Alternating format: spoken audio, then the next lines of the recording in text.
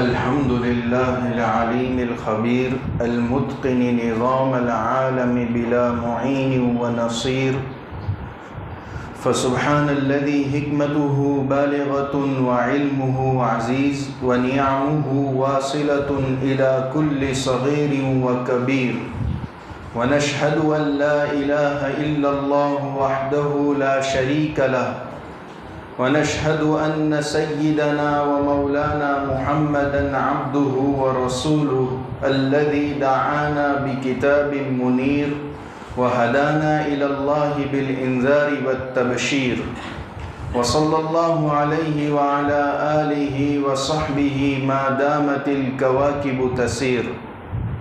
أما بعد، أعوذ بالله من الشيطان الرجيم. بسم الله الرحمن الرحيم. قل إن صلاتي ونسكي ومحياي ومماتي لله رب العالمين لا شريك له. بزرگان محترم، اللہ تبارک و تعالی کا ہم پر بڑا انعام ہے کہ اللہ تعالیٰ نے ہمیں عید الاضحیٰ کی خوشی نصیب فرمائی، اور اسی طرح ذوالحجہ کا پہلا عشرہ نصیب فرمایا. ذوالحجہ کا پہلا عشرہ، پہلے 10 دن، یہ بڑی اہمیت کے حامل تھے. قرآن کریم میں ان دنوں کی قسم کھائی گئی، وَلَيَالٍ عَشْرٍ. اللہ تعالیٰ نے اپنے جن بندوں کو اس عشرے میں عبادت کی توفیق عطا فرمائی، اللہ تعالیٰ کی ذات سے بڑی امید ہے کہ اللہ تعالیٰ انہیں اپنا قرب عطا فرمائیں گے. اور اسی طرح انہی ایام میں ایک اور عبادت چل رہی ہے، وہ ہے حج کی عبادت. عالمی اعتبار سے تو سب کے لیے حرمین کے دروازے بند کر دیے گئے، لیکن وہاں جو لوگ موجود ہیں اور جن کو اللہ تعالیٰ نے توفیق دی، انہوں نے اس حج کی عبادت کو بھی انجام دیا. ہم اللہ تعالیٰ سے دعا کرتے ہیں کہ اللہ تعالیٰ ہم تمام لوگوں کے لیے حرمین کے دروازے کو کھول دیں. اور اسی طرح ابھی ہم نے ایک اہم عبادت کی، وہ ہے قربانی، جس کا آج آخری دن ہے. اور یہ اللہ تعالیٰ کی طرف سے مہمانی کے دن ہے، اور ان دنوں میں روزہ رکھنا اس سے منع کر دیا گیا کہ یہ مہمانی کے دن ہے، لہذا اس میں روزہ نہیں رکھا جائے گا. اور یہ دن وہ دن ہے کہ حج اور قربانی، یہ دو عبادتیں ان دنوں کے علاوہ اور دنوں میں ہو ہی نہیں سکتی. تو ایسے فضیلت والے دنوں میں اللہ تعالیٰ نے ہم سب لوگوں کو رکھا، اور جتنا ہو پایا ہم نے اس کے اندر اللہ تعالیٰ کا قرب حاصل کرنے کی کوشش کی. یہ عبادت کا سبب کیا ہے؟ یہ جو ہم نے قربانی کی، یہ قربانی ہمیں کچھ سبق دے رہی. ایک تو ہم نے عبادت دے دی کہ جانور کے گلے پر چھری چلا دی. اب یہ چھری چلانا ہمیں کیا سبق دیتا ہے؟ تو قرآن کریم نے ہمیں سبق یاد دلایا. اور اس قربانی کے موقع پر جو دعائیں پڑھی جاتی ہیں، اس میں ایک دعا یہ بھی، یا ایک جملہ یہ بھی کہا جاتا ہے، اور وہ مسنون ہے، ان صلاتی و نسکی و محیای و مماتی للہ رب العالمین. نبی کریم سرور دو عالم صلی اللہ علیہ وسلم سے قربانی کے وقت یہ جملہ کہنا منقول ہے کہ میری نماز، میری قربانی، میرا جینا اور مرنا یہ اللہ تعالیٰ کے لیے ہے، جو تمام جہانوں کا رب ہے، تو یہ قربانی کے عمل کے وقت کہنا مسنون ہے۔ یہ جملہ ہی ہمیں سبق دے رہا ہے، اور قرآن کریم میں کہا گیا کہ آپ یہ کہو، قل کہیے، ان صلاتی و نسکی و محیای و مماتی للہ رب العالمین، کیا کہو کہ میری نماز، میری قربانی، میرا جینا اور مرنا اللہ کے لیے ہے جو تمام جہانوں کا رب ہے۔ تو سب سے بڑا سبق تو اس سے یہ ملتا ہے کہ ہم جو بھی کام کریں وہ اللہ کے لیے کریں، یعنی اخلاص کا سبق ملتا ہے اور ریاکاری سے بچنے کی تعلیم۔ اور کوئی عمل بھی کیا جاتا ہے اس میں ریاکاری، دکھلاوا شامل ہو جاتا ہے، تو صرف ریاکاری اس عمل کو غارت نہیں کرتی بلکہ اس عمل کو، اس اچھے عمل کو گناہ میں بدل دیتی۔ چنانچہ حدیث شریف میں فرمایا گیا، من صلی یرائی فقد اشرک باللہ، جس نے لوگوں کو دکھانے کے لیے نماز پڑھی اس نے اللہ کے ساتھ شریک ٹھہرا دیا۔ یہ عمل تو ہونا تھا اللہ کے لیے، لیکن اس نے دکھلاوے کے لیے عمل کیا تو اللہ کے ساتھ اور کو بھی شریک کر لیا۔ اور حدیث شریف میں ریاکاری کو شرک سے تعبیر کیا گیا۔ تو چاہے کوئی بھی عمل ہو، وہ نماز ہو، قربانی ہو، اللہ تعالیٰ کے لیے۔ یہ دو باتیں تو سمجھ میں آتی ہے کہ نماز اور قربانی یہ اللہ تعالیٰ کے لیے ہو، زندگی اور مرنا اللہ کے لیے ہو، یہ کیا چیز ہے؟ تو یہ اصل ہے کہ زندگی اور موت بھی اللہ کے لیے۔ اس سے پہلے ایک اصول کے طور پر بات سمجھ لینی چاہیے کہ یہ زندگی اور موت کا جو فلسفہ ہے اس کو اگر دیکھا جائے تو اس میں سمجھ میں آتا ہے کہ زندگی ملی ہی ہے امتحان کے لیے۔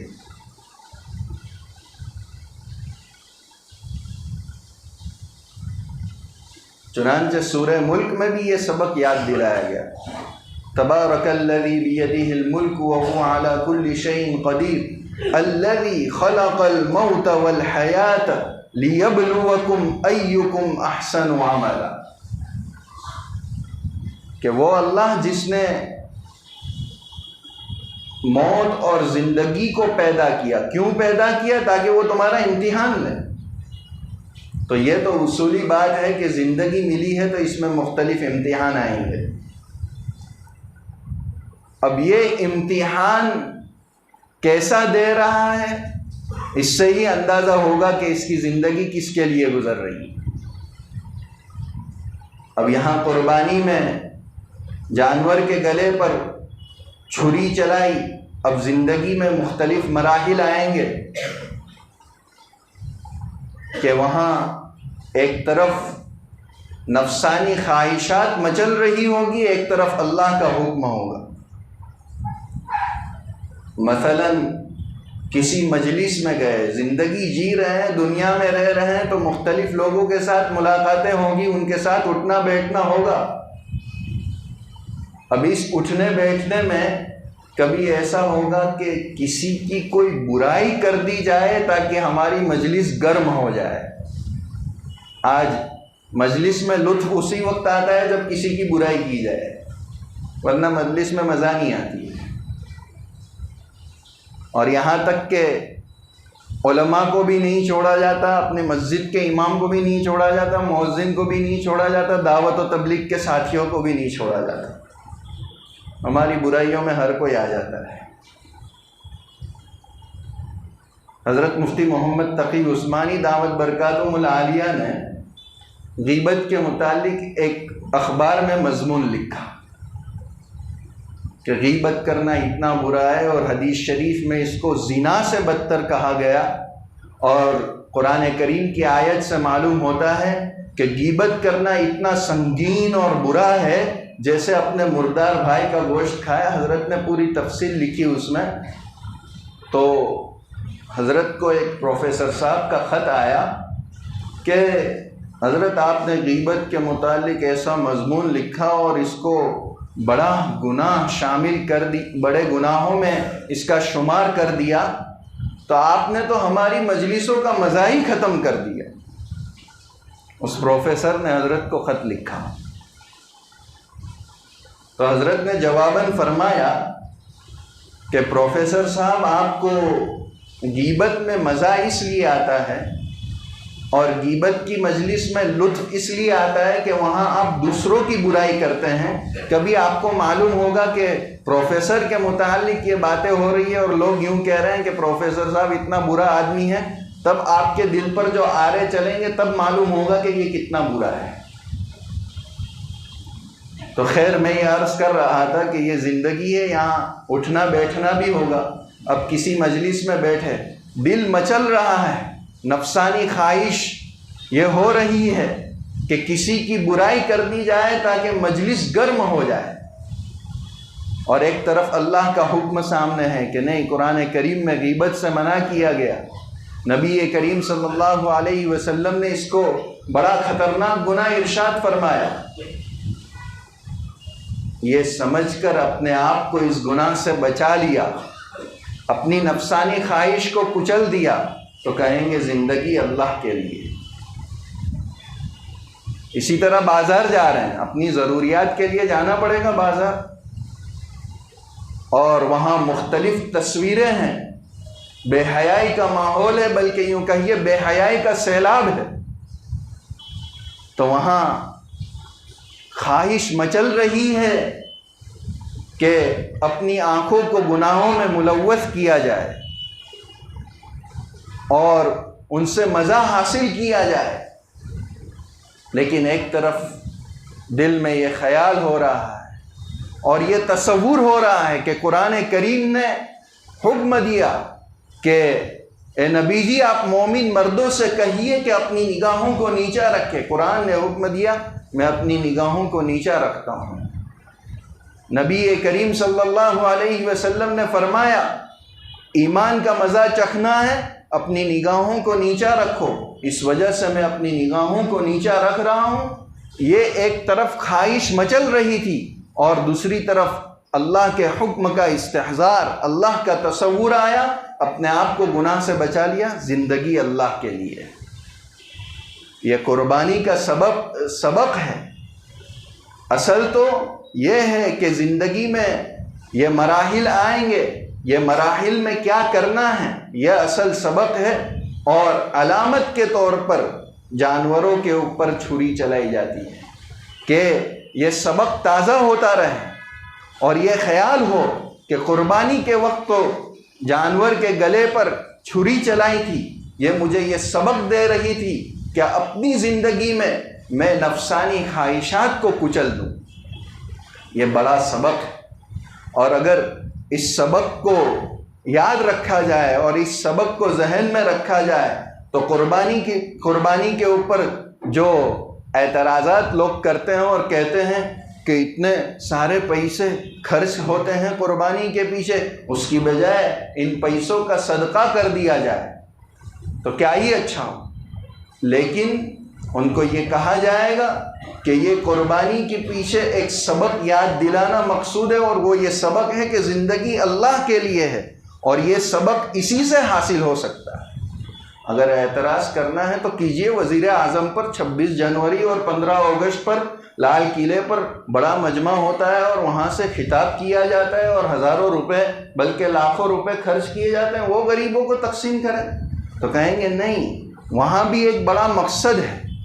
وہ کیا ہے کہ وہاں وطن سے محبت کا سبق دینا ہے، اور وہ سبق وہاں سے وزیر اعظم دیتا ہے، اگرچہ نفسانیت سب جگہ غالب ہے، وہ صرف تقریروں میں وطن سے محبت کے گن گائے جاتے ہیں اور کچھ بھی حقیقت نہیں ہے اس کی، لیکن پھر بھی یہ کہا جاتا ہے کہ نہیں، وہاں سے وطن سے محبت کا سبق دیا جاتا ہے، اس لیے وہاں پیسے خرچ کیے جاتے ہیں۔ تو ہم بھی یہ کہیں گے کہ یہاں بھی ایک بڑا سبق دیا جاتا ہے، اس لیے پیسے خرچ کیے جاتے ہیں، اور اگر دیکھا جائے تو ضمناً بہت سارے فوائد ہیں، کتنے غریبوں کے گھر آباد ہوتے ہیں اس سے۔ اب جیسا کہ میں نے عرض کیا کہ زندگی اللہ کے لیے ہے، یہ سبق یاد دلانے کے لیے یہ قربانی ہے، تو اس کے عملی نمونے کی بھی تو ضرورت ہوگی۔ تو عملی نمونہ یہ حضرت ابراہیم علیہ السلام کی زندگی ہے، اور اسی طرح اور انبیاء اکرام علیہم السلام کی زندگی ہے۔ ایک طرف تو اگر سبق یاد رکھ کے اس طرح زندگی گزاری کہ اپنی نفسانی خواہشات کو کچل دیا اور اللہ کے حکم کو آگے رکھا تو بہت اچھا ہے، لیکن سوال کرنے والا یہ سوال کر سکتا ہے کہ میرے سے تو ہو نہیں سکتا، میں تو گناہ میں ہی مبتلا ہو جاتا ہوں، اللہ کے حکم پر عمل نہیں ہو پاتا، تو کیا کیا جائے؟ تو اس کا علاج یہ ہے کہ کوشش کرنی پڑے گی۔ وہ جو کڑوا گھونٹ ہے گناہ سے بچنے کا وہ پینا ہی پڑے گا، اور کڑوا گھونٹ پینے کا نتیجہ اللہ کے یہاں بڑا ملنے والا ہے، بڑا انعام ملنے والا ہے اللہ کے یہاں۔ تو کوشش تو کرنی پڑے گی، کوشش کے بغیر کچھ ہونے والا نہیں ہے۔ اگرچہ بظاہر ہمیں یہ معلوم ہوتا ہو کہ ماحول اتنا برا ہے ہماری کوشش بیکار جائے گی، پھر بھی ضروری ہے کہ کوشش کی جائے۔ یہی سبق ہمیں حضرت یوسف کی سیرت دے رہی ہے۔ اور یہ جو گناہوں کا خیال آتا ہے اور گناہ کی خواہش پیدا ہوتی ہے، اسی کو جو ہم کچلتے ہیں نا، یہی اللہ کو بہت پسند ہے، اور اسی لیے اللہ نے انسان کو پیدا کیا۔ فرشتے تو عبادت کے لیے تھے، لیکن ان میں گناہ کا جذبہ نہیں تھا۔ اللہ چاہتے تھے کہ وہ مخلوق آئے جس میں گناہ کا جذبہ بھی ہو، اور وہ اپنے جذبے کو کچل کر میری اطاعت کرے۔ اور پھر اللہ تعالیٰ فرشتوں کو کہے انی اعلم ما لا تعلمون۔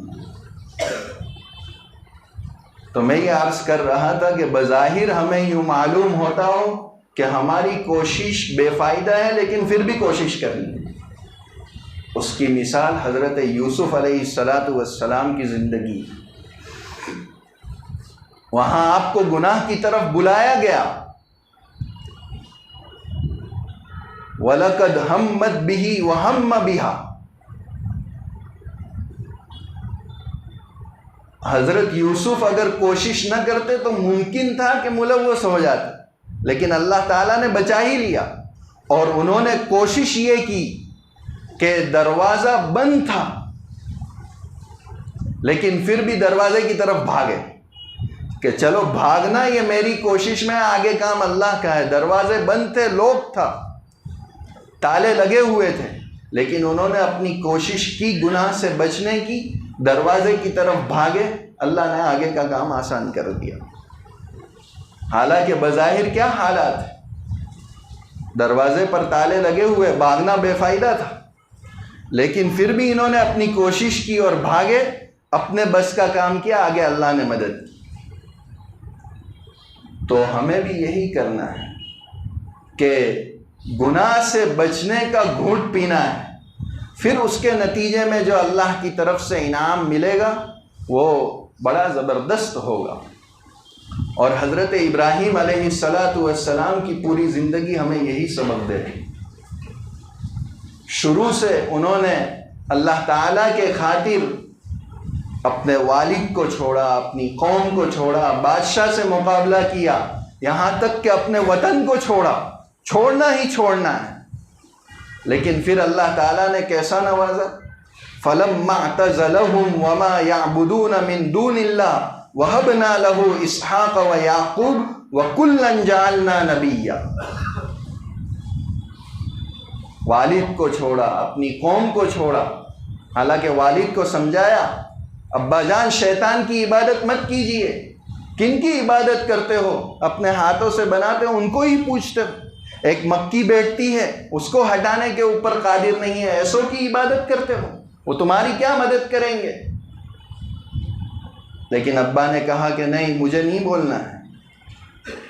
تو حضرت ابراہیم نے کہا آپ کے لیے میں اللہ تعالیٰ سے مغفرت طلب کروں گا، لیکن پھر اللہ تعالیٰ نے اس سے بھی منع کر دیا، تو چھوڑنا ہی چھوڑنا ہے۔ حالانکہ اپنے والد کو چھوڑنا، اپنی قوم کو چھوڑنا، بادشاہ سے مقابلہ، اور پھر بالآخر وطن کو چھوڑنا، یہ کوئی آسان بات؟ لیکن نہیں، اللہ کے حکم کو آگے رکھا، ان تمام کو چھوڑا۔ اللہ نے کیا انعام دیا؟ وَهَبْنَا لَهُ إِسْحَاقَ وَيَعْقُوبَ، ایک انبیاء کا سلسلہ ان کی نسل میں چلا، یہاں تک کہ علماء نے لکھا کہ نبی کریم صلی اللہ علیہ وسلم کے سوا تمام انبیاء حضرت ابراہیم ہی کی نسل میں آئے۔ حضرت اسحاق پیدا ہوئے، اسحاق سے یعقوب پیدا ہوئے، یعقوب سے یوسف پیدا ہوئے، یہ سلسلہ چلتا رہا، اور پھر بالآخر بڑی امیدوں کے بعد ایک لڑکا ملتا ہے اسماعیل کی شکل میں، بڑا ہونہار لڑکا۔ پھر یہ حکم دیا جا رہا ہے، امتحان ہو رہا ہے کہ اسے بھی ذبح کر دیجئے، صرف امتحان تھا، لیکن اس امتحان میں بھی پورے اترے، اور اللہ تعالیٰ نے دونوں باپ بیٹوں کو بڑی عزتوں سے نوازا، اپنا قرب عطا فرمایا، یہاں تک کہ 2 بڑے ملک ان کے ذریعے آباد ہوئے، مکہ مکرمہ آباد ہوا اور ملک شام آباد ہوا، جس کے متعلق قرآن کہہ رہا ہے کہ اس کے آس پاس ہم نے برکتیں رکھی۔ اب ابھی جو آیت پڑھی گئی اس میں یہ آیا وَهَبْنَا لَهُ إِسْحَاقَ وَيَعْقُوبَ، ہم نے اسحاق اور یعقوب عطا کیا، حالانکہ اسماعیل بھی تو عطا کیے، تو کہا یہاں اسماعیل کا تذکرہ نہیں کریں گے، ان کی قربانی بڑی ہے، ان کا مستقل ذکر کریں گے، چنانچہ آگے فرمایا وَاذْكُرْ فِي الْكِتَابِ إِسْمَاعِيلَ۔ تو جتنی قربانی بڑی ہوتی ہے اللہ تعالیٰ کی طرف سے انعامات اتنے ہوتے ہیں۔ آج ہمارے لیے یہ بات نہیں ہے کہ ہم سب کو چھوڑ دیں، اپنے وطن کو چھوڑ دیں اور اپنے گھر بار کو چھوڑ دیں، نہیں، صرف کیا ہے؟ اپنی نفسانی خواہشات کو کچلنا ہے، اور وہ نفسانی خواہشات جو گناہ کی طرف لے جائے، ورنہ کبھی کبھی دل میں خیال پیدا ہوتا ہے کہ 2 رکعت پڑھ لیں، تو اس پر تو فوراً عمل کرنا ہے۔ اس کو تو یہ فرمایا کہ دل میں نیک خیال آتا ہے وہ اللہ کا مہمان ہے، اس کی قدر کرو، جیسے ہی دل میں خیال آئے نیک کام کرنے کا فوراً اس کو کر گزرو، آگے نیک اعمال کی توفیق ہوگی۔ تو اگر کوئی اس طرح زندگی گزارتا ہے کہ اپنی نفسانی خواہشات کو کچل کر اللہ کے حکم کو آگے رکھتا ہے، تو پھر یہ کہیں گے کہ اس کی زندگی اللہ کے لیے ہے۔ اور آخری بات کہ موت بھی اللہ کے لیے ہے، یعنی موت بظاہر ایک ڈراؤنی چیز ہے کہ بھائی مجھے دنیا چھوڑ کر جانا ہے، لیکن موت اللہ کے لیے ہوگی تو کیا ہوگا کہ وہ اللہ تعالیٰ سے کہے گا یا اللہ جب تک زندگی میرے لیے بہتر ہے وہاں تک مجھے زندہ رکھ، اللہم احیینی ما علمت الحیات خیرا لی وَأَمِتْنِي اِذَا عَلِمْتَ الْمَوْتَ خَيْرًا لِي، اور مجھے اس وقت موت دے جب میرے لیے موت بہتر، تو یہ ہے موت اللہ کے لیے، یعنی جانے کے لیے تیار ہو، ہمیشہ موت کی تمنا نہیں کرنی ہے، لیکن اگر آ جائے تو جانے کے لیے تیار ہو۔ اب یہ تیاری کیسے ہوگی؟ یہی اعمال کے ذریعے، اور اسی وقت جب کہ لوگوں کے حقوق بھی برابر ادا کرتا ہو، ورنہ اگر قرض لے کر دنیا سے گیا ہے تو حدیث شریف میں فرمایا کہ شہید کے تمام گناہ معاف، لیکن شہید کا قرض معاف نہیں ہے۔ شہید کیا درجہ ہے شہادت کا، لیکن اس کے متعلق بھی یہ فرمایا کہ اگر کسی کے پیسے دبائیں اور حج پر حج ہو رہی ہے، عمرے پر عمرے ہو رہے ہیں فیملی کے ساتھ، لوگوں کا قرض ادا نہیں کرتا، کوئی قبول نہیں ہے اللہ کے یہاں۔ تو ان حقوق کا بھی اہتمام ہو، اور یہ دعا اسی وقت کرے گا جب اس کا اہتمام ہو۔ اور اللہم اجعل حیاتی زیادۃ لی فی کل خیر، اے اللہ میری زندگی ایسی بنا دے کہ وہ ہمیشہ خیر کے اندر بڑھتی ہی رہے۔ وَاجْعَلِ الْمَوْتَ رَاحَةً لِّي مِنْ كُلِّ شَرٍ، اور موت ایسی بنا دے کہ وہ میرے لیے ہر برائی سے راحت کا ذریعہ۔ تو یہ دعا اسی وقت کر پائے گا جب یہ ان تمام چیزوں کا اہتمام ہو۔ خلاصہ یہ کہ اگر زندگی اللہ کے لیے گزارے گا تو پھر موت کا جو ڈر ہے وہ نکل جائے گا، اور ہمیشہ اللہ کی ملاقات کا شوق اس کے دل کے اندر ہوگا۔ تو قربانی کا سبق یہی ہے کہ ابھی تو ہم نے جانور کے گلے پر چھری چلائی، اب پوری زندگی ہمیں اپنی نفسانی خواہشات کے اوپر، ان خواہشات کے اوپر جو ہمیں گناہوں کی طرف لے جائے، ان پر چھری چلاتے ہوئے اپنی زندگی کو گزارنا ہے۔ پھر اللہ تعالیٰ کی طرف سے دنیا میں بھی انعامات ہیں، اور وہاں تو اللہ تعالیٰ نے وہ تیار کر رکھا ہے کہ وہاں کی نعمتیں اگر ہم تصورات کی دنیا میں لانا چاہیں تب بھی نہیں لا سکتے۔ اعددت لعبادی الصالحین ما لا عین رأت ولا اذن سمعت ولا خطر علی قلب بشر، کہ نہ کبھی کسی آنکھ نے ان نعمتوں کو دیکھا ہوگا، نہ کان نے سنا ہوگا، اور تصورات کی دنیا میں بھی وہاں تک انسان پرواز نہیں کر سکتا ہے۔ اللہ تعالی ہم تمام کو ایسی زندگی گزارنے کی توفیق عطا فرمائے۔ آمین وآخر دعوانا الحمدللہ۔